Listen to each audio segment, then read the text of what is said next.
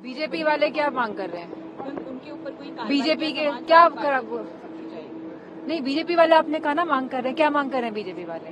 कोई मांग नहीं कर रहे हैं, वो बीजेपी वाले कोई मांग नहीं कर रहे हैं। और फ्रेजाइल एलिमेंट्स है सोसाइटी के, वो इस तरह की हरकतों को अंजाम देते हैं और भाजपा, भारतीय जनता पार्टी वाले लोग और सरकार इन लोगों का सपोर्ट करते हैं।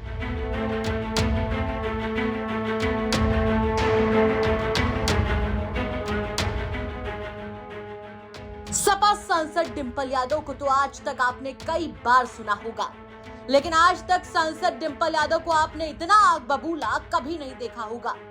यकीन ना आए तो उनका एक बार ये तीखा हमला सुन लीजिए। अब आप सोच रहे होंगे कि आखिर ऐसा क्या हो गया कि सपा सांसद डिंपल यादव को इतना गुस्सा आ गया।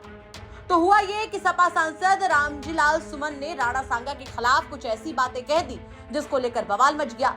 बवाल भी ऐसा मचा कि तस्वीरें देखकर किसी की भी रूह कांप जाए। दावों की माने तो सपा सांसद रामजीलाल सुमन के घर को करनी सेना के लोगों ने घेर लिया। आरोप तो ये भी है कि करनी सेना के लोग बुलडोजर लेकर सांसद साहब के घर पहुंच गए और खूब बवाल काटा। इस दौरान पुलिस और करनी सेना के लोगों के बीच में हिंसक झड़प शुरू हो गई और इसमें पुलिस वालों को भी बहुत मार पड़ी और कई पुलिस वाले गंभीर रूप से घायल भी हो गए। इस घटना को लेकर जब सपा नेता और सांसद डिंपल यादव से सवाल पूछा गया तो वह आग बबूला हो गई और बीजेपी और सूबे की योगी सरकार पर बरस पड़ी। उन्होंने बीजेपी पर हमला करते हुए कहा कि अगर हम उत्तर प्रदेश की स्थिति देखें तो यहाँ अब सड़कों पर बम फट रहे हैं, महिलाएं सुरक्षित नहीं हैं। ये सरकार की जिम्मेदारी बनती है और अगर ऐसी घटना एक सांसद के घर पर हो रही है तो ये बहुत दुर्भाग्यपूर्ण है। इससे समाज को क्या संदेश मिलेगा और लोग इससे क्या सीखेंगे? उन्होंने आगे कहा कि पूरे उत्तर प्रदेश में इस तरह की अशांति क्यों हो रही है।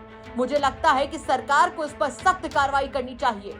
अगर लोग प्रशासन से संपर्क करते हैं तो प्रशासन जानबूझकर समय पर नहीं पहुंचता। ये सरकार की लापरवाही को दर्शाता है। एलिमेंट्स है सोसाइटी के, वो इस तरह की हरकतों को अंजाम देते हैं और भाजपा, भारतीय जनता पार्टी वाले लोग और सरकार इन लोगों का सपोर्ट करते हैं। Thank you. Bureau report, UP तक।